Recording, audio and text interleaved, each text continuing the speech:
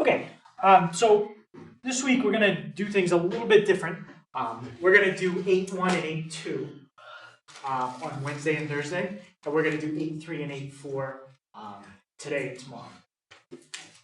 So basically the quick version of what 8.3 and 8.4 is all about is it's taking numbers that we're used to writing like this. It's a complex number.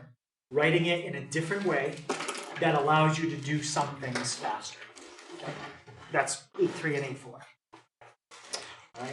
All right. It also allows us to do some things that we just don't even know how to do at all right now.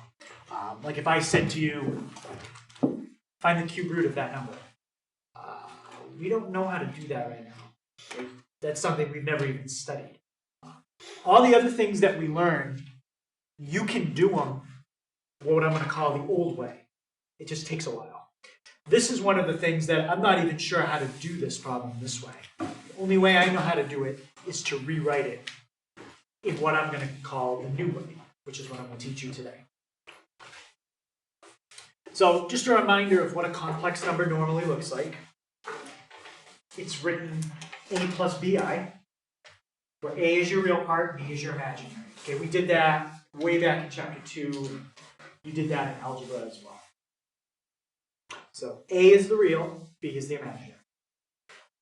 In the problem that I wrote down, 2 is the real, 3 is the imaginary.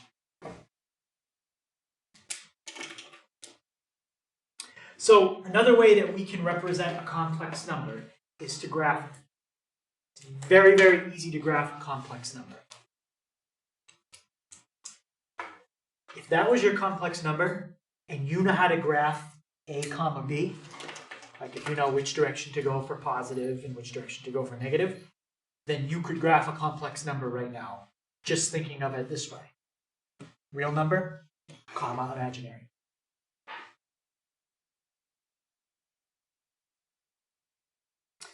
And when you graph a complex number, you're graphing it on what's called the complex plane. Now, the complex plane is just like an xy axis, except you don't call it x and y. In the complex plane, the real axis takes the place of x, and the imaginary axis takes the place of y. Okay, so what we're going to do is I'm going to give you guys some complex numbers, and we're just going to graph them on the complex plane. Okay, so just remember, your real part is the first number.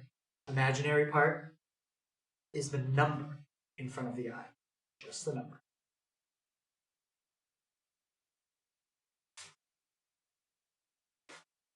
Okay, let's take a look at an example.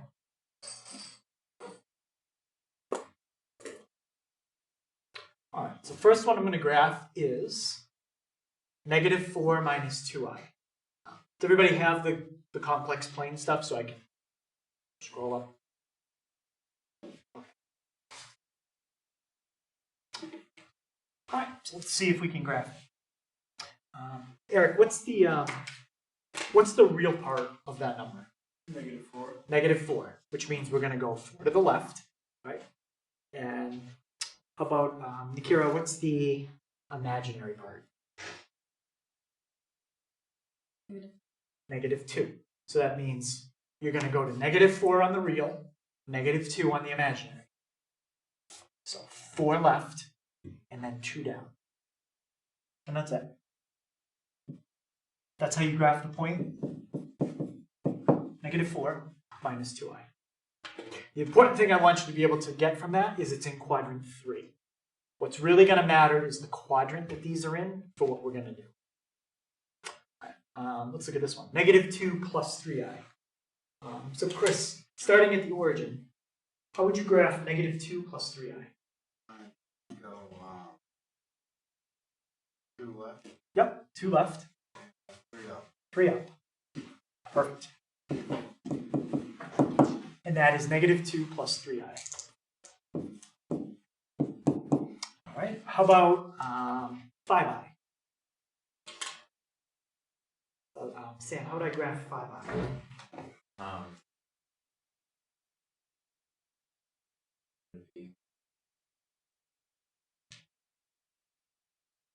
5. Okay, what's your real part there? 5. Well, you don't have a real part. You don't have a real part, so what is it? No, the imaginary part, we can see what that is, but what's the real part? Yep. 0. 0. So you can think of it as 0 plus 5i. So how would you graph that now?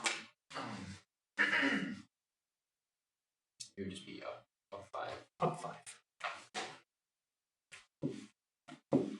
It's kind of a special one because it's on the axis. And how about 6? Well, Emily, how would you graph 6? Go which way? In which way? To the right, yeah.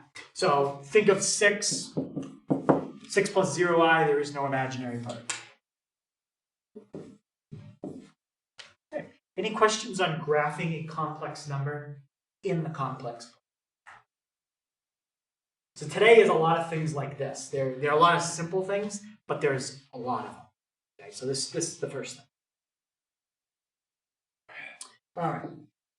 So second thing is how we find the absolute value of a complex number. Now, what does absolute value mean? Like if you want to define it as like a geometry definition, like a visual. Yeah? Number that equals 0. It doesn't always equal 0. It could equal something other than 0. Jared? Distance from 0. It's the distance from 0. Okay? So when you have a number line, you call the point in the middle of the number line 0. Well, we don't have just a number line. We have a complex plane. So what do you call the point on that plane that represents 0? We don't call it 0. What do we call it? The origin. So the absolute value of a complex number is exactly the same definition that you've had before. It's the distance from the origin. So now let's go back to our picture and see how we would find that. Let's say you wanted the absolute value of this point. Well, that's the absolute value. But how would you find out exactly how long that is? What do you think you'd have to do? Yeah, make a triangle. That was your real part, which in our case was 1, 2, 3, 4. That's your imaginary part, which in our case was 2. 4 squared plus 2 squared. Add them up and take the square root. So you're just using Pythagorean theorem. So there's your formula. A is real. B is imaginary. So it's a squared plus b squared, and then take the square root. And that gives you the absolute value of a complex number. Which, in a little bit, we're going to think of like this.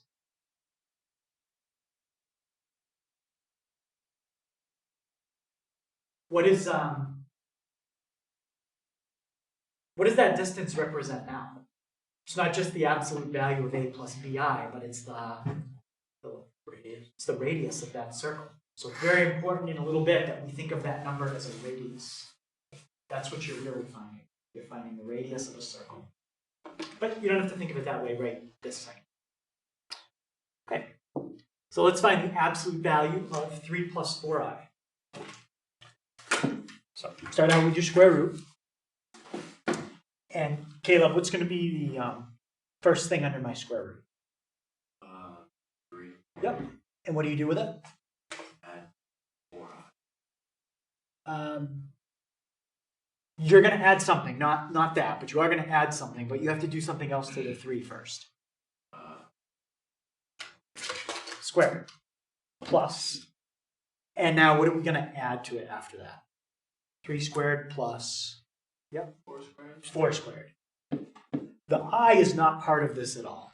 The I was just there to tell you that was the imaginary, which basically means that's the vertical part of your triangle. So, 3 squared plus 4 squared is how much? 25. 25, which means the absolute value of 3 plus 4i is 5. 5. There you go. So any question on how to find the absolute value of a complex number? Okay, the next thing. Now we can take a look at how do you actually take a complex number and write it in trig form. Okay, this is the focus for the rest of the week. Writing complex numbers in trig form and then doing something with that. Now, when I say doing something, the 4 things I'm going to show you how to do are multiply, divide, raise to a power, and take a root. Those are the 4 things. Technically, we already know how to multiply, divide, and raise to powers. We can do that without learning trig form. The one thing, but it's slow. Once I teach you trig form, you can do it faster. The one thing we don't even know how to do is take a root. I've never shown you how to take a square root or a cube root of an imaginary. And the only way I'm going to teach you to do it is in trig form. Okay? So, I'm going to use x and y here just to kind of put that idea in your head that x is the real part, which is horizontal. Y is the imaginary, and it's vertical. If you want to use a and b, you can. It doesn't matter. And I know we normally put the I after the Y. I put it before it. That doesn't matter either. It's like 5I, I5. Usually you say 5I. But the formula in your book, I'm matching this with what they're going to do. That's why I put it like that. So,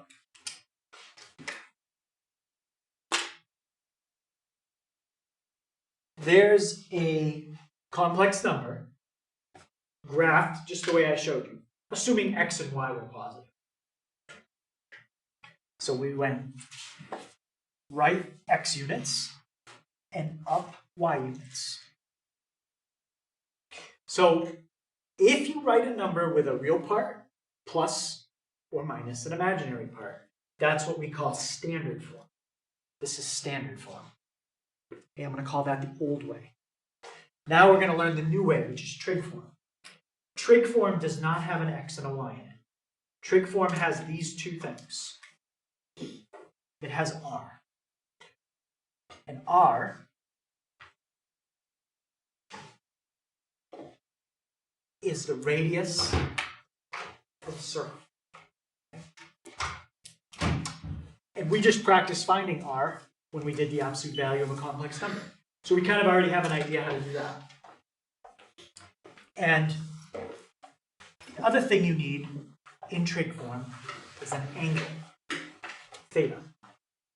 Okay, so you're going to have an r and you're going to have a theta.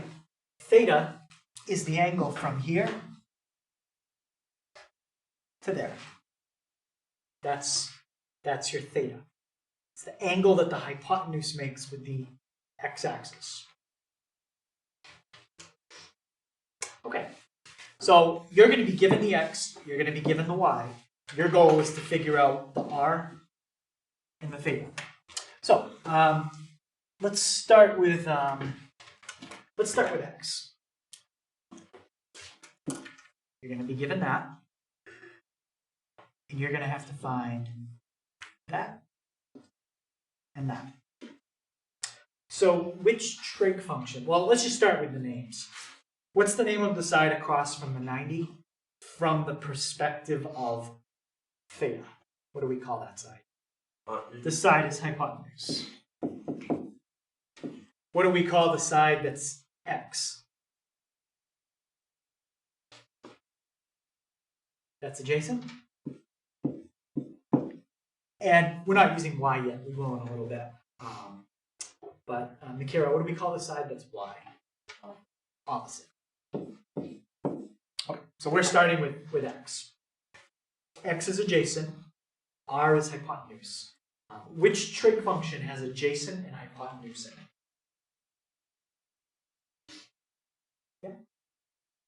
cosine.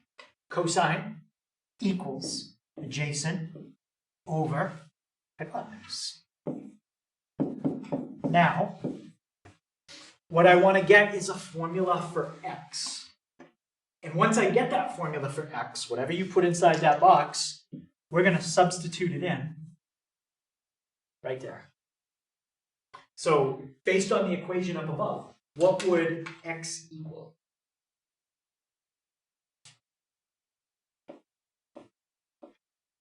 How would you get x by itself there? Yep. R cosine theta. Yep. Multiply both sides by r.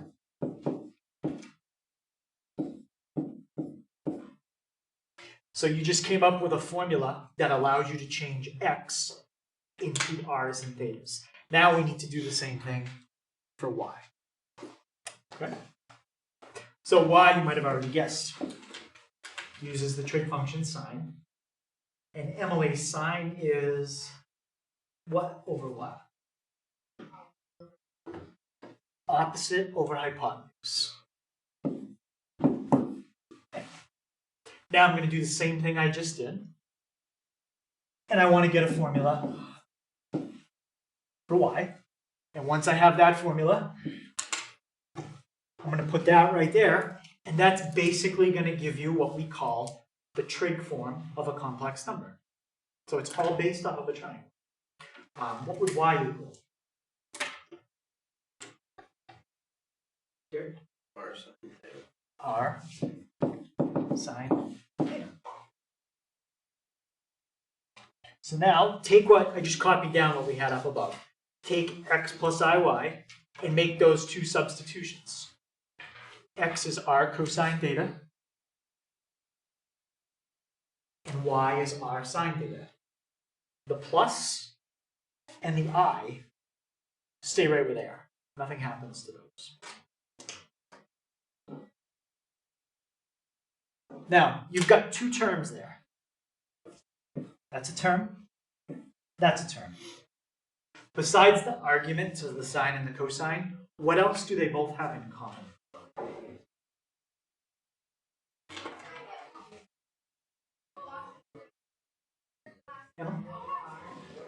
Yes, they both have an r in common.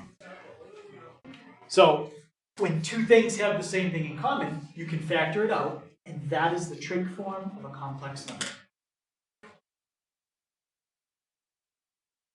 It's r parentheses cosine theta plus I sine theta. So let me show you what a final answer would look like in trig form. This is a final answer. I'm just making these numbers up. 20 cosine 30 degrees plus I sine 30 degrees.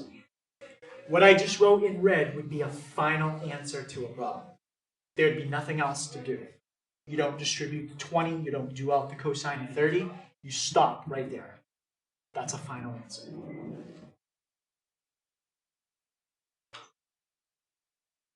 Okay. So just a reminder in case I didn't make it clear enough, but r is the radius of your circle. It's really the absolute value of your complex number. It's the distance from the origin. So we practiced finding that. And theta is the angle with the positive x-axis. So to write a complex number in trig form, you need two things. You need to figure that out, and you need to figure that out. I'm going to write down on the next page some steps for doing that. But first, I just want to kind of draw a diagram and see if we can figure it out.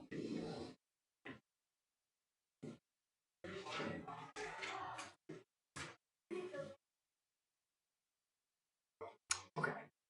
So that's x. That's y. That's I. If you want to put the circle in to help you, you can think of it like that. How would you get r there if you knew the x and the y?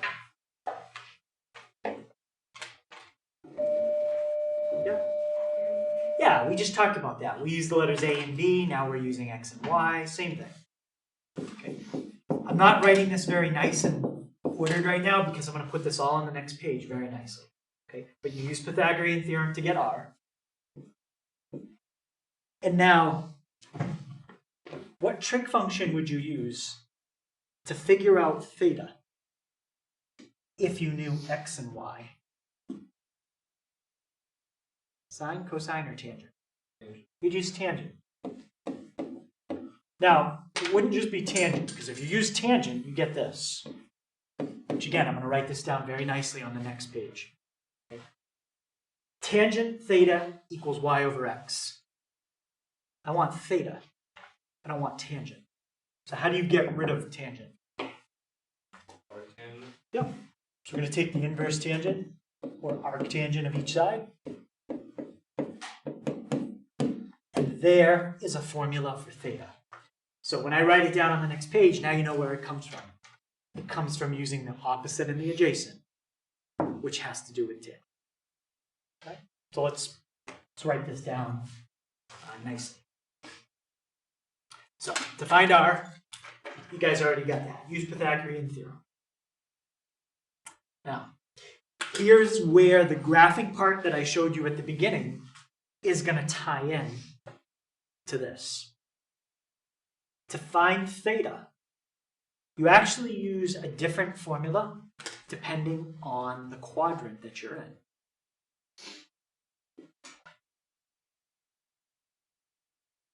If you're in quadrants 1 and 4, you have to do exactly what I just showed you on the other page. It's the inverse tangent of y over x. And that'll work perfectly fine if you're in quadrants 1 and 4. Now the problem with inverse tangent is inverse tangent always gives you an answer from negative 90 to positive 90. That's all it can do. So if you always get an answer between negative 90 and positive 90, what quadrants would you always be stuck in? Negative 90 to positive. 1 and 4. These two, from here to here. Well, the issue with that is you could definitely have a coordinate in quadrant 2. Negative 4, comma 7. There's a coordinate in quadrant 2. So inverse tangent by itself will never give you an answer on this half of the circle. So in order to get an answer in quadrants 2 and 3, you have to add pi. Or in degrees, that's the same as adding what? 180. So if you're in quadrants 1 or 4, your angle is the inverse tangent of y over x. If you're in quadrants 2 and 3, you still do inverse tangent y over x, but then you have to add 180. Or pi, if you're doing radians. Now, these formulas do not cover everything. Where else could you be besides in quadrants 1, 2, 3, or 4? Yeah. Which would be where? Yeah. On an axis, yeah. So if you're on an axis, you just have to memorize these 4 numbers. 0, 90, 180, 270. 0, 90, 180, 270. And the reason you can't use the formula is because if you had the coordinate for 90 degrees, what's the x value? I don't know the y value. It's up however many units you went up. But what's the x value for 90 degrees? Okay. It's a 0. And can you plug a 0 in for x into the bottom of a fraction?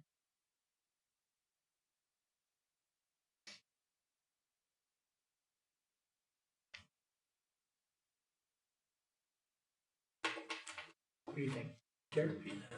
Can you plug 0 in for x in this fraction? No. Why? Because you can't. You can't divide by 0. So this formula doesn't work for the coordinate 90, and it has the same problem with 270. So the point is, if you're on an axis, it's much easier to find your radius and your angle. You don't even need Pythagorean theorem. Because if you had this as a grid, and you had a point right there, well, your radius is 4. And you could do 0 squared plus 4 squared equals r squared. But when you're on an axis, you don't really need Pythagorean theorem. Okay. So now that covers everywhere your angle could be. Quadrants 1 through 4, or on an axis. Okay. So now let's take a complex number and practice writing it in trig form.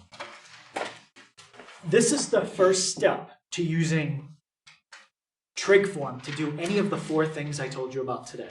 Multiply, divide, powers, roots. You can't do any of that until you get this number in trig form. So, in order to write it in trig form, right now you have an x and a y. What are the 2 letters that you have to find in trig form? Yeah? R and theta. Okay. Doesn't matter which one you start with because you don't need one to find the other. Let's start with R. I'm going to graph it. Chris, how do I graph the point -2 plus 2i? Left 2. Yep. Perfect. Left 2, up 2. And Kea, in order to find the radius right there, what formula am I going to use?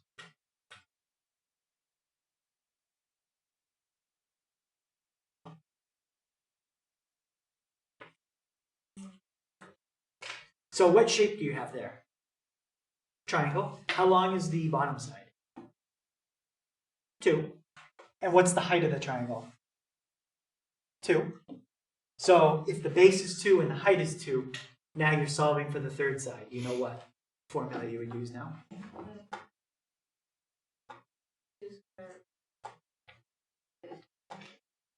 Yeah, the Pythagorean theorem. So just plug into the Pythagorean theorem and get your radius. What's my radius going to be here? The square root of how much? 8. Now, we can simplify that square root. No, I don't mean change it to a decimal. But how does the square root of 8 simplify?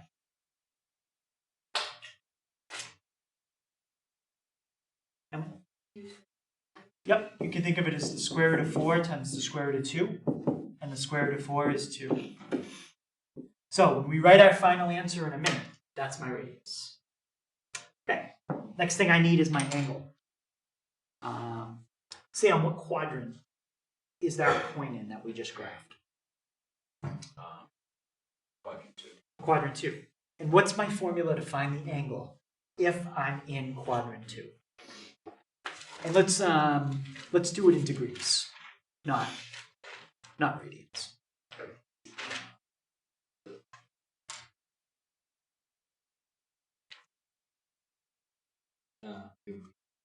I plus and I. Careful, what did I say to do it in? Oh, it would be 180 plus. There you go. 10. Inverse 10 y over x. Yep, 180 plus inverse tan y over x. 2 divided by -2. Let's just type in -1. So 180 plus inverse tangent y over x. So I said degrees, that's why he told me 180. So let's put it in degrees and go 180 plus inverse tangent of -1. It's 135. Okay. So you've got your radius, you've got your angle. Now write your final answer. Final answer is going to look just like what I have in red right there, except put in what you found for R and what we just found for theta. All right. So we've got r cosine theta plus I sine theta. And that is the final answer. Okay, now you don't do anything with that unless you want to check your answer. If you want to check your answer, then you could do that out. Okay?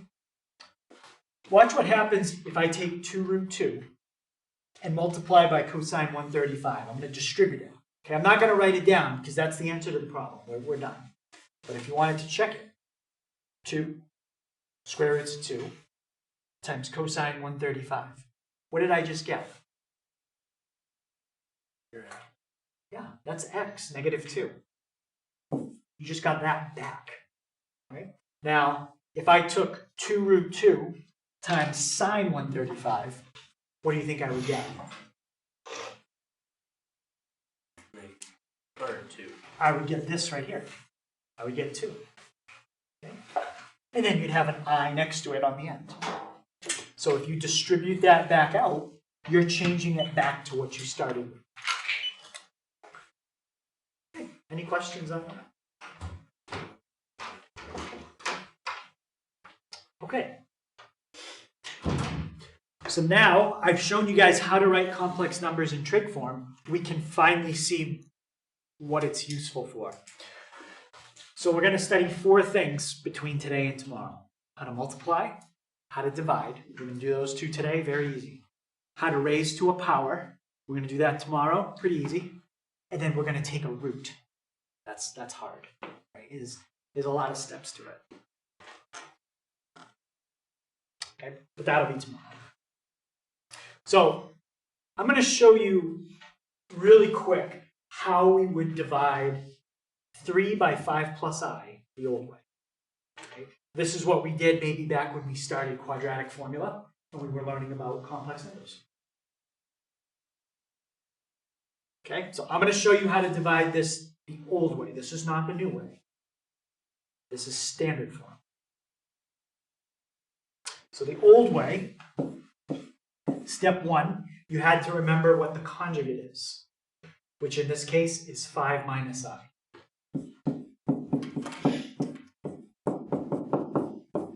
Then you had to multiply the top and the bottom of the fraction by the conjugate, which is 5 minus I.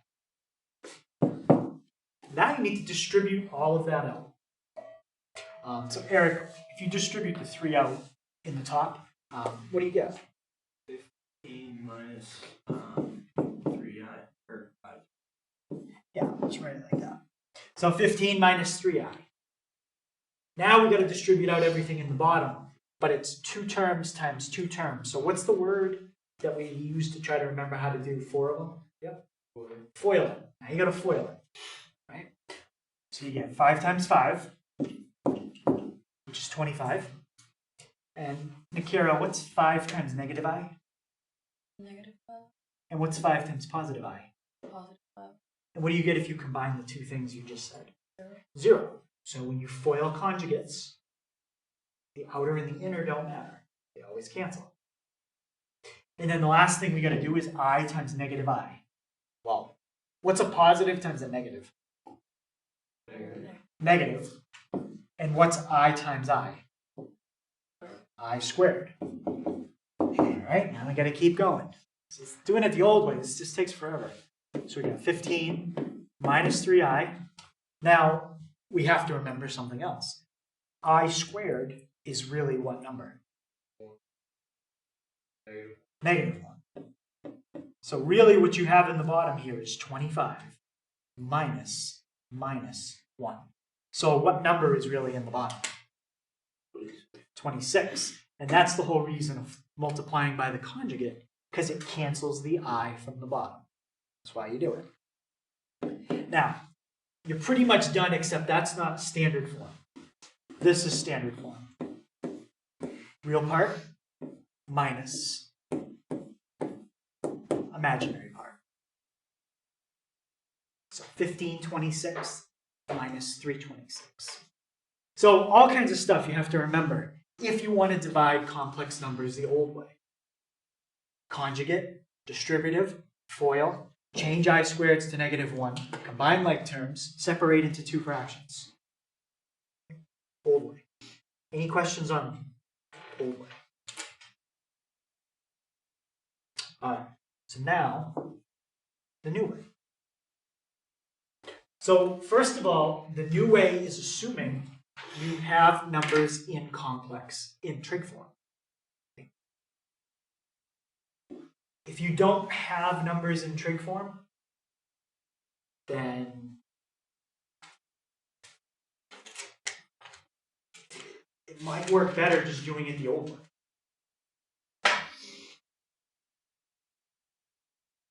But if they start you off in the problem with trig form, then this way is going to be a lot better. So I'm going to give you two formulas. One for multiplying, one for dividing. First one is multiplying. If you want to multiply these two complex numbers together,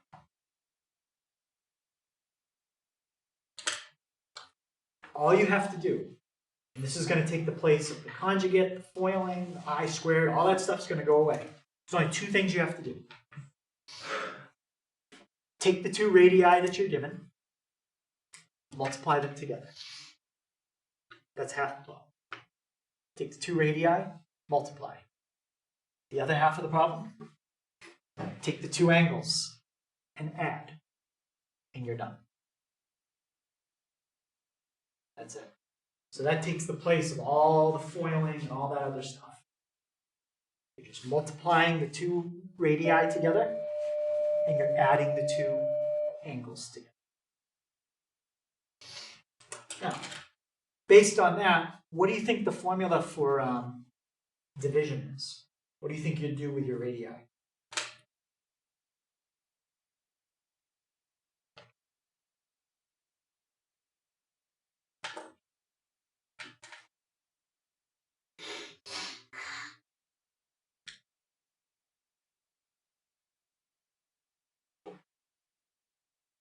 Chris? So what did you do with your radii up above?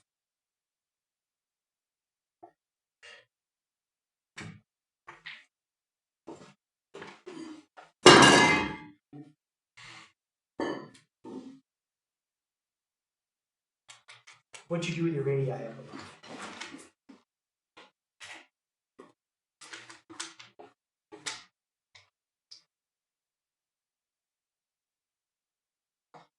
Sure. You multiplied them. So what do you think you're going to do with your radii down below? You're going to divide them. Are those Z's? Yes. So you're going to divide R1 by R2. And that's half the problem. And what do you think you're going to do with your angles?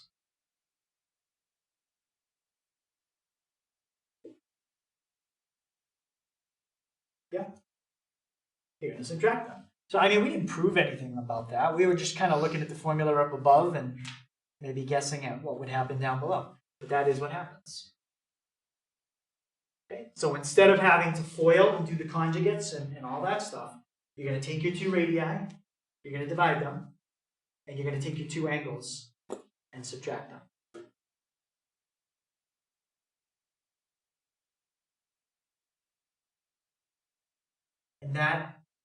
And those are the two formulas that you need in order to multiply and divide complex numbers. Of course, R2 can't be 0. If it was, you'd be dividing by 0. Can't do that.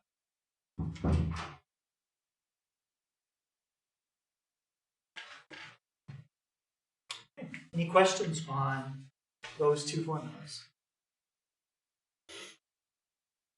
So if you are going to make a reference sheet for the test, I would say those two formulas are definitely important to have. And if you're wondering, what about all the stuff we did before it? Well, finding the radius builds in knowing how to find the Pythagorean theorem. So if you don't know how to find R1 and R2, you might want to write down the Pythagorean theorem.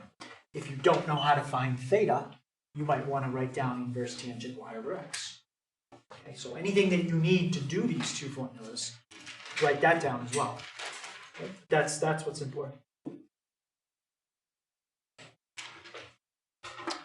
All right, so let's do this one. I want to multiply and divide these. Now, unfortunately, they are not in trig form. So honestly, it might be quicker to just do it the old way. Conjugate, FOIL, I squared. But we're going to practice doing it in trig form because I am going to give you some on the test that are already in trig form, and it's going to be faster. Okay? But I want to practice trig form one more time. So -2 plus 2i. If you look back in your notes, we just did this one. What was the radius when we did -2 plus 2i? Yeah. 2 square root of 2. And what was the angle? Yep. 135 plus I sine 135. Okay, so we've got our radius. We've got our angle. Now let's do the same thing for the top one.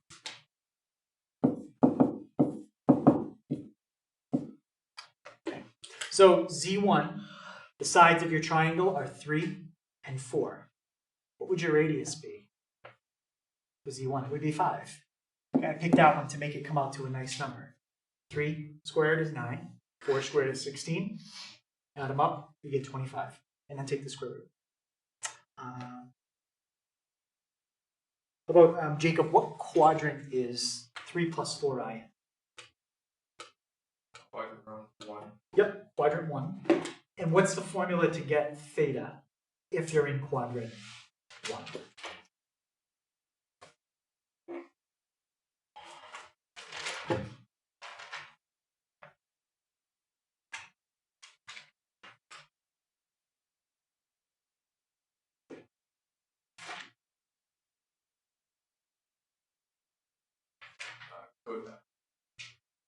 Cosine y over x. It is y over x, but what's the function again? Opposite function. Inverse. Yep, so inverse tangent of y over x.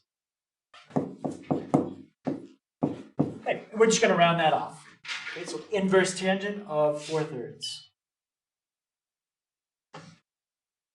And I think it's 56.13.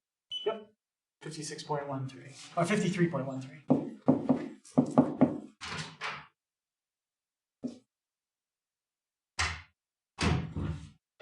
Okay, so now let's write that here. R cosine 53.13 plus I sine 53.13.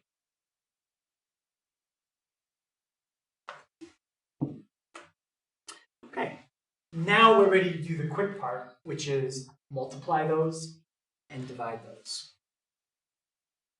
So let's start with Z1 times Z2. If we want to multiply those together, what do I do with my 2 radii? Yep. Not to multiply. We're going to do that when we divide. So what do we do with our radii when we want to find the product of Z1 and Z2? Multiply. What's, Nikira, what's my first radius? 5. And Kea, what's my second radius? More. The whole thing.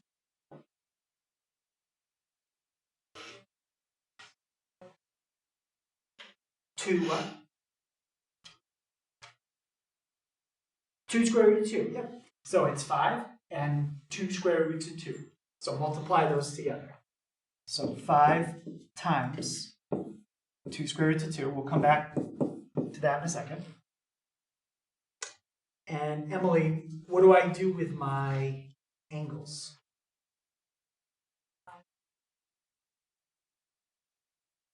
Okay, what's my first angle? Make sure we know what the angles are. 53.13. Second angle? And what are you going to do with 53 and 135? No, not multiply them.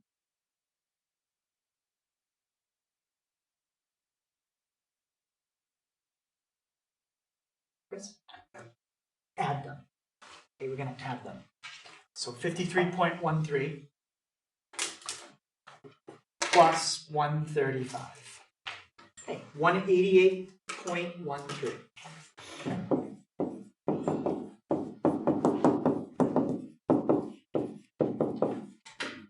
Now, we still have this to simplify in front, just so I don't have to write it all a second time. What do you get if you do 5 times 2 square roots of 2?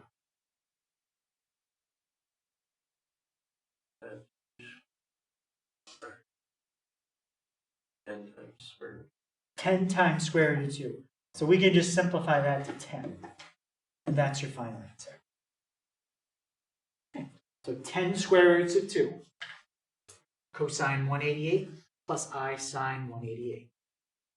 Okay. Now, let's divide them.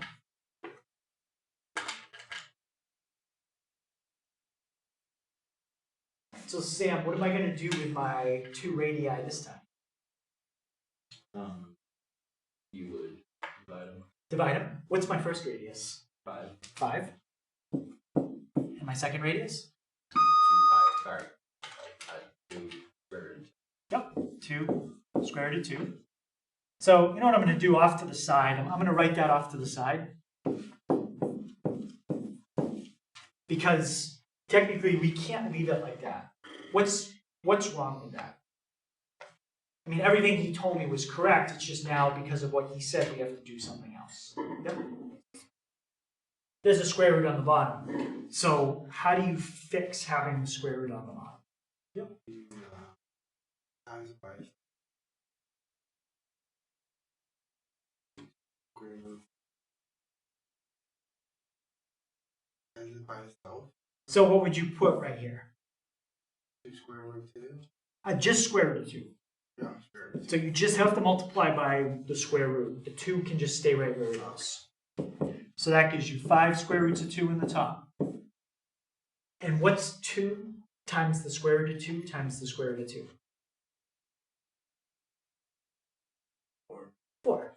Because the square root of 2 times the square root of 2 is 2. Times another 2 is 4. So that's your radius.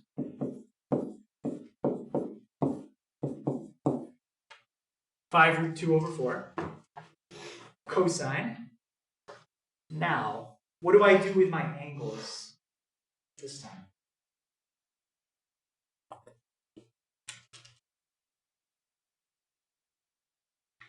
I'll divide.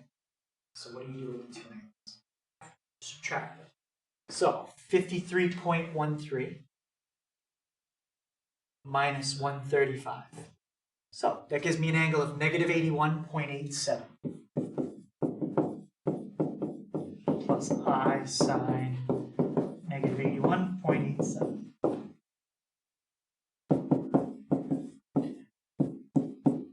So you could write that, or if they said in the directions, don't leave negative angles in your answer, how can you fix negative 81.87 so it's not negative? What can you do to it?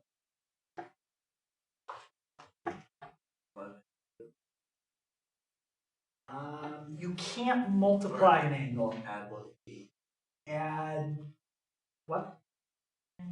You can add 1 period to it. And the period of cosine is 360. So take that and add 360. And 278.13 is the same. So you can add 360.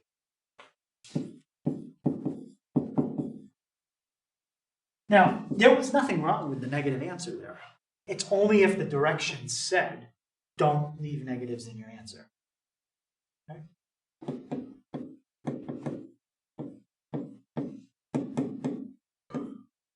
And then when you write it as a positive, you don't need parentheses around the argument anymore.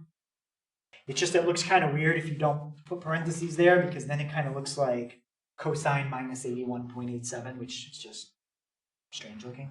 So that's why we usually put parentheses like that. Okay. So any questions on that? So now what you just did right here when you divided, that took the place of doing all of this stuff. Conjugate, foiling, I square, all that stuff. You don't have to do any of it.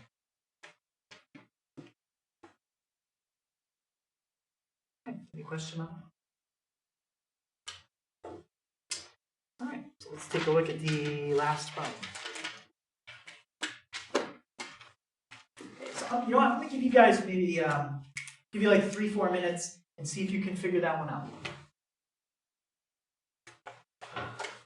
It's very similar to the last problem. In fact, Z1, -2 plus 2i, -2 plus 2i. I reused it so you didn't have to figure that one out as well. Okay? So you got to figure out what Z2 is. And then once you know that, you can find the product and the quotient. Okay, but if you get stuck, just call me over and I'll help you out. And then once we go over it, that'll be it. Okay, if you're still working, that's fine. Let's just find the radius and the angle, so then you can start to do the next step if you're stuck on that. What's the equation I'm going to set up to find my radius? What would go in the first parenthesis?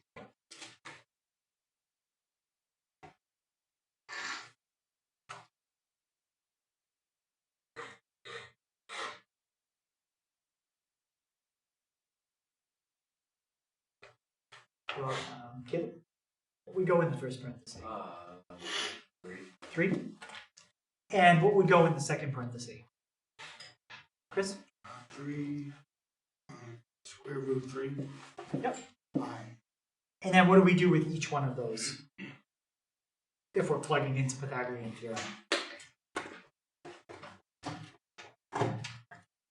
Square. So 3 squared is 9. Now when you square this, the negative goes away. And to square a number with a root, just square each part separate.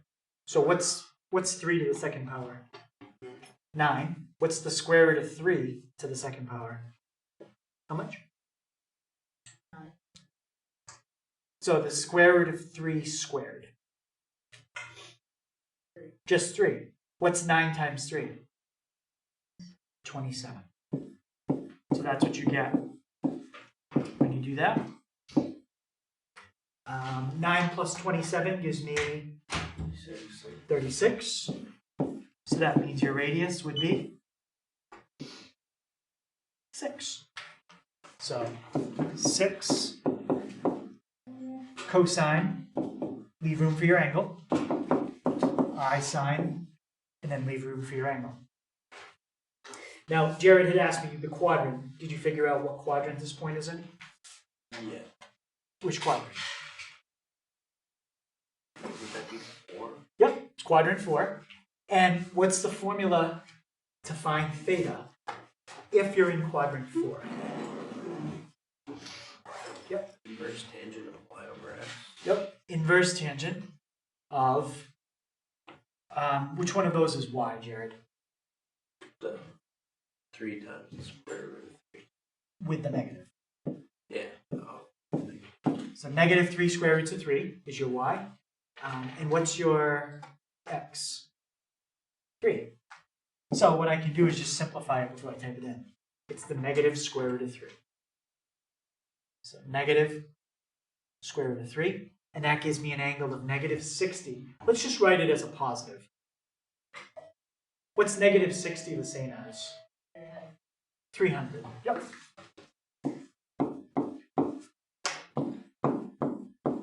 So despite starting with a coordinate or a complex number that looked pretty bad, it actually turns out nice when you change it to trig form.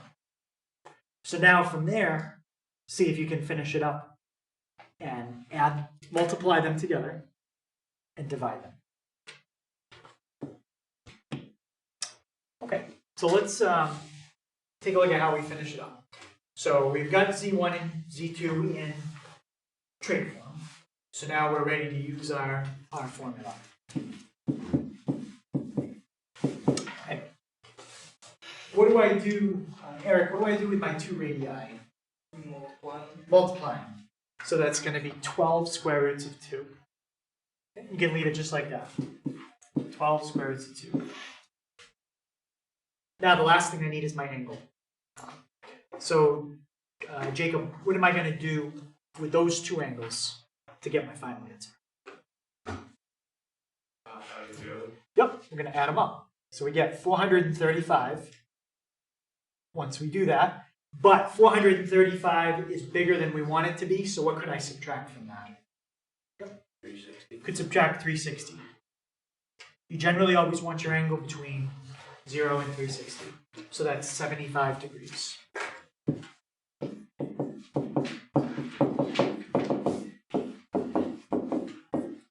Okay, so there's my first one. And the second one we're going to divide. So Nakira, what do I do with my 2 radii when I want to divide? Yeah, divide them. And when you take 2 root 2 and divide by 6, what's your final answer?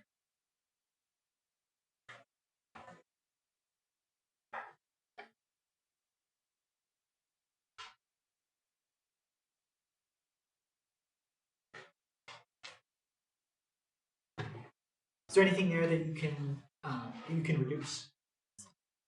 The 6 with the 2. And what goes into each one of them? 2. So if you cancel a 2 from the one in the top, you'd just be left with root 2. And what would you be left with in the bottom? 3. Yeah, 3. So the answer is root 2 divided by 3. Oops, forgot my cosine. Make sure you put cosine there. And my angle? Okay, Chris, what am I going to do with the 135 and the 300? I'm going to subtract them. But what can I do with that now? Sorry, I was thinking ahead, yes. 135 minus 300. And then what you just said, add 360. So you get an angle of 195.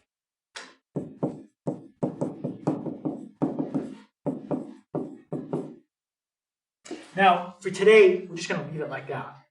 If you wanted to change that back to standard form, all you would do on your calculator is type in root 2 over 3 times cosine 195. That would give you this.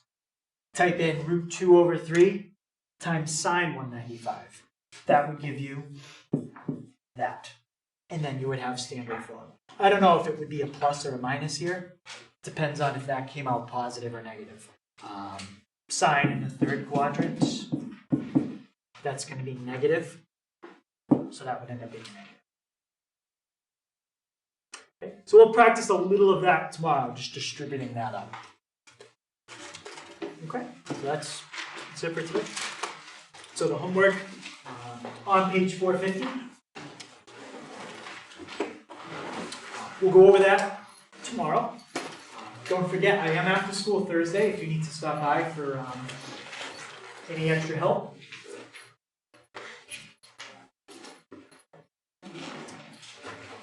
And you'll probably need a calculator to do inverse tangent on some of those, so hopefully at home you have either a phone or something you can use as a calculator.